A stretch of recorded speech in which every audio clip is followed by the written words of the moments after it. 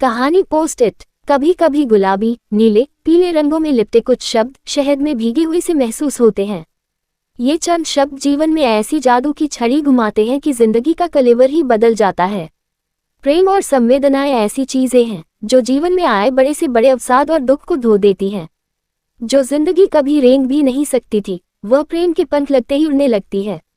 इन्हीं रंगों और मिठास का इंतजार करते करते सुमन अपने ही जीवन से नाउम्मीद होती जा रही थी। दोपहर के 2 बजे थे, घर पर कोई भी नहीं था। सुमन का कमरा उसकी ही तरह फैला हुआ था। कमरे की हालत देखकर ऐसा लग रहा था मानो यहाँ कोई जंग लड़ी गई हो, पर असली जंग तो सुमन के मन मस्तिष्क में चल रही थी। सुमन 30 वर्षीय युवती थी जो आज के परिप्रेक्ष्य में सर्वगुण संपन्न थी। स्कूल से लेकर कॉलेज तक हमेशा क्लास में अव्वल आती थी। इंजीनियरिंग की डिग्री भी उसने अच्छे नंबरों से पास की थी। अच्छी कंपनी में नौकरी भी कर रही थी और अच्छा खासा कमा भी लेती थी। ऑफिस में लोग उसके काम को काफी मानते भी थे। अगर सब कुछ सही था तो सुमन की जिंदगी इतनी बिखरी हुई क्यों थी? सुमन अपने बिस्तर पर किसी फटी चादर सी बिछी हुई थी। आंखों के नीचे आया कालापन बता रहा था कि वह कई रातों से सोई नहीं थी। बिखरे हुए बाल, सूजी आंखें उसके रूप को भयावह बना रही थे। उस बेहोशी की अवस्था में भी उसके कानों में बड़ी माँ के कहे शब्द गूंज रहे थे, छोटी बहू अपनी बिटिया को अब तुम जोगन ही बना दो। शादी ब्याह तो इसका होने से रहा। हम कब से कह रहे थे, इतना पढ़ने लिखने पर पैसा झोंकने से अच्छा है कि इसका वजन कम करने के लिए ही 2 कौड़ी गवाते, कम से कम शादी तो हो जाती लड़की की। बोल बोल कर हमारी तो जुबान ही सूख गई है कि शादी डिग्री देखकर ना होती, उसके लिए रंग रूप और सुडौल शरीर की जरूरत होती है। 30 की हो गई है, हमें क्या छाती पर मूंग दलने दो उम्र भर। सुमन के वजन के कारण न सिर्फ उसे बल्कि उसके माता पिता को भी उलाहनों का सामना करना पड़ता था। सुमन अपने शरीर के वजन से उतनी परेशान नहीं थी जितनी परेशान वह समाज और रिश्तेदारों के तानों के वजन से थी। बार बार अपने माता पिता को बिना किसी गलती के सबके सामने सिर झुकाकर खड़े देखना उसके लिए अब दूभर होता जा रहा था। ऐसा नहीं है कि सुमन ने अपना वजन कम करने के लिए कुछ नहीं किया। उसने जुम्बा, जिम, योगा सब आजमाया, पर वजन है कि हिलने का नाम नहीं ले रहा था। समय के साथ सुमन का ये वजन उसका अवसाद बन गया। घर वालों के अथक प्रयासों के बावजूद उसका रिश्ता भी कहीं नहीं हो पा रहा था। शुरुआत में तो सुमन सबसे लड़ती झगड़ती, सबको उटपटांग जवाब देती, पर धीरे धीरे वह बिल्कुल चुप हो गई। आज बड़ी माँ के कटु शब्दों ने तो जैसे जहर का काम कर दिया। ये हलाहल वह आज पचा नहीं पा रही थी। वह कुछ सोचते हुए अपने बिस्तर से उठी, अलमारी से एक दुपट्टा निकाला और उससे पंखे पर एक फंदा बनाया। उसने आज अपने जीवन को खत्म करने का निर्णय ले लिया था। बिस्तर पर स्टूल रखकर उस पर खड़ी ही हो रही थी कि दरवाजे की घंटी बजी। सुमन ठिठक गई। उसका मस्तिष्क अपनी संवेदनाओं में नहीं था। स्थिति के साथ तालमेल बैठाने में उसे कुछ समय लगा। तब एक बार फिर घंटी बजी। सुमन को लगा कि शायद घर वाले जल्दी लौट आए। उसने अपने आप को संभाला, आंखें पोंछी, पंखे से फंदा उतारा और दरवाजे की ओर चल दी। घंटी फिर से बजी। सुमन ने जैसे ही दरवाजा खोला, बाहर खड़ा व्यक्ति झुंझलाहट में बोला, क्या मैडम, कितना टाइम लगा दिया? अब एक पार्सल के पीछे क्या अपना पूरा दिन बर्बाद कर दें?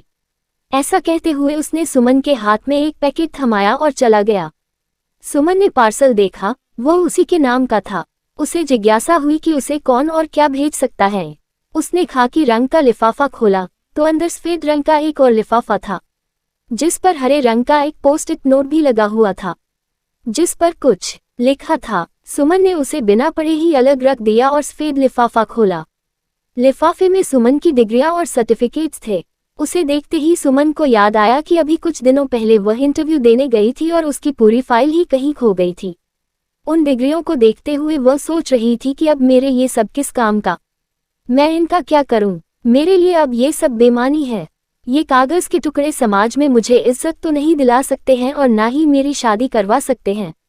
चाहे सुमन कुछ भी सोच रही हो, पर आज डिग्रियों के उस पैकेट ने उसका जीवन बचा लिया था। अब उसका मस्तिष्क कुछ शांत हो गया था। वह हाथ मुंह धोकर कमरे में लौटी तो उसे याद आया कि उसे पैकेट के साथ एक पोस्ट इट नोट भी मिला था। वह सफेद लिफाफे पर चिपके उस पोस्ट इट नोट को पढ़ने लगी। हेलो सुमन जी, मुझे आपकी फाइल बस की सीट पर मिली। आपका नाम और घर का पता मुझे आपकी फाइल से ही मिला। आप फाइल मिलने की सूचना मुझे जरूर दें। अपना पता व फोन नंबर भेज रहा हूँ, आशुतोष। उस संदेश में कोई खास बात तो नहीं थी, पर पता नहीं क्यों सुमन के सूखे मुरझाए होंठों पर एक मुस्कान आ गई। यह क्या एहसास था, उसे वह समझ नहीं पा रही थी, पर जो भी था उसे वह अच्छा लग रहा था। एक पोस्ट इट संदेश ने धीरे धीरे सुमन के जीवन में रंग भरने शुरू कर दिए थे। सुबह की घटना को रात तक सुमन भूलती गई। अपने बिस्तर पर जब लेटी तो पोस्ट इट उसके हाथ में ही था। वह बार बार संदेश पढ़ रही थी। कुछ सोचकर वह बिस्तर से उठी और अपने टेबल पर गई। उसने दराज से पोस्ट इट निकाला और उस पर लिखना शुरू किया। हेलो आशुतोष, मेरी फाइल लौटाने के लिए बहुत बहुत धन्यवाद।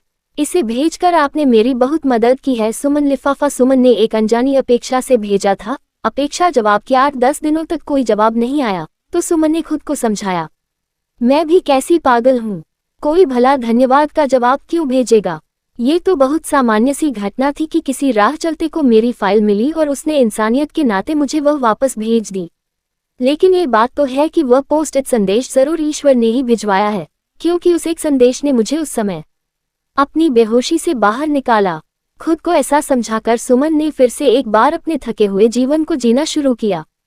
फिर एक बार वही लोगों के ताने और हर कदम पर वजन कम करने के उपाय देते शुभचिंतक। वजन बढ़ने के डर से सुमन ने खाना छोड़ दिया। कसरत करते करते दर्द से बेहाल हो गई। फिर भी वजन है कि कम होने का नाम ही नहीं ले रहा था। उस पर उसे शादी के लिए रिजेक्ट करने वालों की फहरिस्त बढ़ती ही जा रही थी। सुमन अक्सर सोचती कि समाज दूसरों से बुरा व्यवहार करने वाली सुंदर स्त्री को स्वीकार करता है, पर जरा रूप रंग में 19-20 हुआ तो स्त्री रिजेक्ट हो जाती है। उसके मन में यह बात पक्की हो गई थी कि मोटे भद्दे लोगों का समाज में कोई स्थान नहीं है और न ही उन्हें कोई स्वीकार करता है। सुमन की सोच बिल्कुल गलत नहीं थी, पर उसे मालूम न था कि जीवन उसे बहुत सुंदर उपहार देने वाला है। वह कहते हैं ना, जब रात सबसे ज्यादा काली होती है तभी खूबसूरत सवेरा होता है, और वह सवेरा सुमन के जीवन में भी आया। दरवाजे की घंटी बजी। माँ ने दरवाजा खोला और सुमन को आवाज लगाई, सुम्मी ओ सुम्मी, देख तेरे लिए कोई लिफाफा आया है। सुमन ऑफिस जाने की तैयारी में थी। वह आवाज सुनते ही दरवाजे की ओर लपकी। उसे अंदेशा हो गया था कि वह लिफाफा किसने भेजा है। उसने लिफाफा लिया और उसे खोला। इस बार लिफाफे के अंदर 2 पोस्ट इट लगे थे। सुमन की खुशी का ठिकाना ना रहा। उसने कमरे का दरवाजा बंद किया और पोस्ट इट संदेश पढ़ने लगी।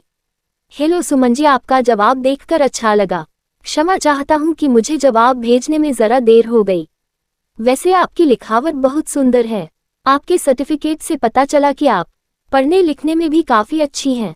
अगर आपको आपत्ति ना हो तो मैं पूछना चाहूंगा कि क्या आप कहीं नौकरी करती है। इस सवाल का जवाब तो सुमन को देना ही था।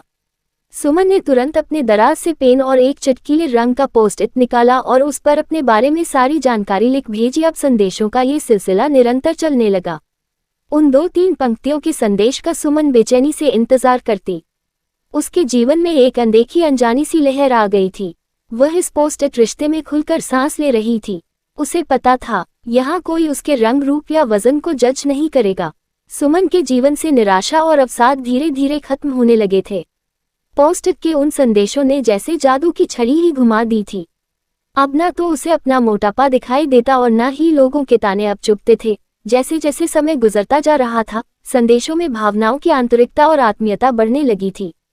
पोस्ट इट का गुलाबी रंग सुमन के गालों पर भी दिखने लगा था। सुमन ने उन पोस्ट इट संदेशों को अपने संदूक में बड़े प्रेम से सजाकर रखा था। उसके लिए आशुतोष किसी परी कथा सा था। आशुतोष भी खुद को सुमन की ओर आकर्षित महसूस कर रहा था। संदेशों की चाशनी से दोनों के जीवन में मिठास घुल गई थी। सुमन आजकल चाहकी रहती थी। पूरे 2 महीना तक संदेशों के जरिए बात होती रही। फिर एक दिन आशुतोष ने संदेश में अपना फोन नंबर लिख भेजा और सुमन से बात करने की इच्छा व्यक्त की। सुमन का दिल धड़का। उसके मन में रंग बिरंगी तितलियां उड़ने लगी।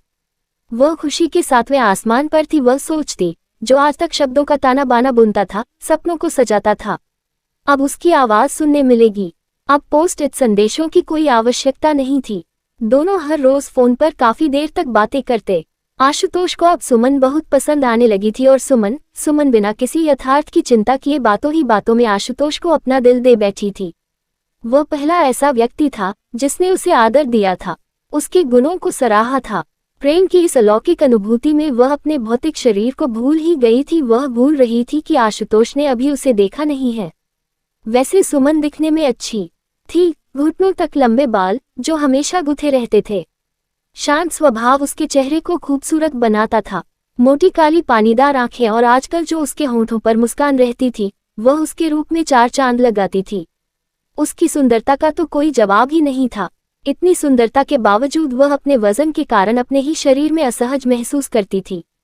वह असहजता शायद वजन की नहीं थी, असहजता थी समाज में मिली अस्वीकृति की। चाहे जितनी भी बातें कर ली जाएं, पर हर रिश्ते का एक नियत भविष्य होता है। भविष्य के इस मुकाम को पाने के लिए प्रत्येक संबंध को आगे बढ़ाना पड़ता है। चाहे जितना सुकून मिले, एक जगह रुका नहीं जा सकता। ऐसा ही कुछ सुमन के साथ भी हुआ। शाम को 7 बजे रोज की तरह सुमन के फोन की घंटी बजी। सुमन जानती थी फोन आशुतोष का है। उसने चहकते हुए फोन उठाया। कुछ बातचीत हुई और उसके बाद आशुतोष बोला, सुमन, अब बहुत हुआ ये सब, मैं तुमसे मिलना चाहता हूँ। हमारे बीच के इस रिश्ते को एक नाम देना चाहता हूँ। एक शहर में ही रहकर आज तक हम मिले नहीं हैं। मुझे तुम बहुत पसंद हो। हमारे बीच की यह डोर मैं और पक्की करना चाहता हूँ। तुम्हारी समझदारी, तुम्हारी सहजता मुझे आकर्षित करती है। मैं हमेशा के लिए तुम्हें अपना बनाना चाहता हूँ। मुझसे मिलने आओगी? इतना सुनते ही सुमन के हाथ कांपने लगे, गला सूख गया, सांस फूल गई। उसने कोई जवाब दिए बिना ही फोन काट दिया। आशुतोष उसे बार बार फोन लगाता रहा और सुमन हर बार फोन काट देती। सुमन को अचानक उसका बेडौल शरीर अधिक कुरूप लगने लगा। उसने फोन पर आशुतोष के संदेश देखे, जिसमें उसने मिलने की जिद पकड़ ली थी। वह कुछ और सुनना ही नहीं चाहता था। आशुतोष की बातों ने सुमन को हिला कर रख दिया था। कुछ दिनों से मिले प्रेम के एहसास को वह खोना नहीं चाहती थी। वह सहमी सी दर्पण के आगे जाकर खड़ी हुई। अपनी छवि दर्पण में देखते ही उसके मन में रोष उत्पन्न हुआ। वह बोली, तुम एक बार फिर से मेरे और मेरी खुशियों के बीच आ ही गए। मुझे इस मोटापे से नफरत है। तुमसे ज्यादा घृणित वस्तु मैंने आज तक नहीं देखी। क्या मुझे कभी तुमसे छुटकारा मिलेगा?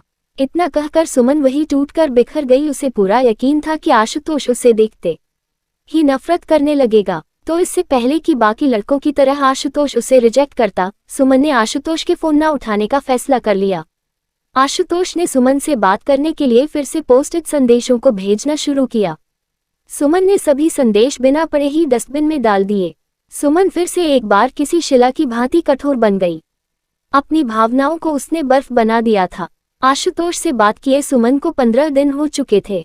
अपने जख्मों के साथ जीवन जीने का संतुलन उसने बना लिया था। कुछ दिनों बाद आशुतोष के फोन आने भी अब बंद हो गए। एक दोपहर जब सुमन अपने ऑफिस के काम में व्यस्त थी, तो ऑफिस बॉय आया और बोला, सुमन मैडम, कोई आशुतोष जी आपसे मिलने आए हैं। मैंने उन्हें बाहर रिसेप्शन में बिठाया है। ये सुनना था कि कुछ क्षणों के लिए जैसे सुमन की आत्मा शरीर से बाहर निकल गई। वह सुन बैठ गई। जैसे ही होश में आए तो सोचने लगी, अब क्या करूं? जाऊं या ना जाऊं? क्या भाग जाऊं? बहुत सारे उलझुल विचारों के बाद सुमन धीरे धीरे चलते हुए बाहर आए। दिल जोर जोर से धड़क रहा था। जैसे ही वह बाहर आए, उसकी नजर आशुतोष पर पड़ी। एक क्षण के लिए तो वह मंत्रमुग्ध हो गई। उसका भोला चेहरा सुमन को फिर से एक बार प्यार की आंधी में उड़ाए ले जा रहा था। तभी आशुतोष ने सुमन को देखा और उसकी ओर बढ़ा। उसने पूछा, आप सुमन हैं ना? सुमन ने हाँ में सिर हिलाया। आशुतोष ने सुमन का हाथ पकड़ा और उसे खींचकर एक कोने में ले गया। सुमन को आशुतोष का ये स्पर्श रोमांचित कर रहा था। वह होश में आए जब आशुतोष ने उससे पूछा, सुमन यही बात करनी है या कहीं बाहर चलें? सुमन ने कहा, बाहर चलते हैं। चलते चलते आशुतोष ने सुमन से पूछा, क्या चल रहा है ये सब? फोन क्यों नहीं उठा रही? मुझसे बात क्यों नहीं कर रही हो? सुमन ने बहुत हिम्मत जुटाकर कहा, क्या मुझे देखने के बाद भी तुम मुझसे बात करना चाहते हो? आशुतोष ने कहा, क्या फर्क पड़ता है? और क्या तुम सिर्फ इस वजह से बात नहीं कर रही हो? और मैं ना जाने क्या क्या सोच रहा था, कितना घबरा गया था मैं। सुमन ने आगे कहा, मैंने कई बार सोचा कि तुम्हें बता दूं कि मैं सुंदर नहीं हूं। मेरा शरीर बेडौल है। मैं तुम्हारे तो क्या किसी के भी लायक नहीं हूं, पर तुम्हें खो देने के भय ने मुझे कभी कुछ कहने ही नहीं दिया। जब तुमसे बात करती तो सब कुछ भूल जाती। इतना कहकर वह फफक कर रोने लगी। आशुतोष ने अपनी दोनों हथेलियां में सुमन का चेहरा उठाया और बोला, तुम मुझसे बात करते समय शरीर के बारे में क्यों भूल जाती थी पता है? क्योंकि हमारा रिश्ता शरीर का है ही नहीं। तुम्हारे प्रति मेरा खिंचाव और जुड़ाव तुम्हारी आंतरिक सुंदरता से है। तुम इतनी सुंदर हो कि मैं अपनी पूरी जिंदगी तुम्हारे साथ बिताना चाहता हूँ। तुम्हारा मन और शरीर दोनों ही बहुत सुंदर है। मुझे तुम्हारी जरूरत है। सुमन की आंखों से आंसू बहने लगे। उसे आशुतोष किसी फरिश्ते से कम नहीं लग रहा था। वह पथराए आंखों से आशुतोष को एकटक देख रही थी। आशुतोष ने उसका हाथ अपने हाथ में लेते हुए कहा, सुमन, यह मत सोचना कि मैं तुम पर कोई एहसान कर रहा हूँ। इस रिश्ते के लिए हाँ तभी कहना जब तुम चाहती हो, किसी दबाव में मत आना। मैं भी कोई स्वर्ग से उतरा हुआ तो नहीं हूँ, ऐब तो मुझमें भी है, और फिर मैं किसी फिल्म स्टार जैसा भी तो नहीं दिखता। आशुतोष की इस बात पर दोनों ही खिलखिलाकर हंसने लगे। जाते समय आशुतोष ने सुमन के हाथ को प्यार से सहलाते हुए कहा, सुमन, हमारा रिश्ता पोस्ट-इट के उन रंग बिरंगे संदेशों की तरह ही होना चाहिए, जिसके एक एक शब्द में छिपे रंग और जज्बात कभी भुलाए नहीं जा सकते। दोनों एक दूसरे को अलविदा कहकर जाने लगे। अब पोस्ट-इट का गुलाबी रंग फिर से एक बार सुमन की गालों को गुलाबी कर रहा था।